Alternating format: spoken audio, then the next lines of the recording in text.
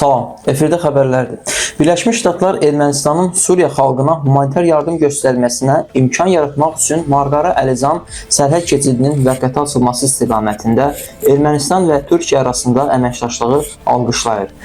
Ajmedia Info xəbər verir ki, bu barədə Amerika Birləşmiş Ştatları Dövlət Departamentinin Avropa və Avrasiya Məsələləri Bürosunun yüksək vəzifəli əməkdaşı Louis Bono X sosial şəbəkəsində yazıb.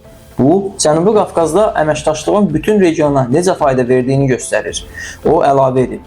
Qeyd edək ki, dünən martın 21-də Suriyaya humanitar yardım aparan 4 yük maşını Ermənistan-Türkiyə sərhədindəki Marqara Əlizan keçid məntəqəsindən keçib. Marqara Əlizan keçid məntəqəsi martın 31-nədək Suriyaya humanitar yardım aparan Ermənistana məxsus yük maşınları üçün açıq olacaq.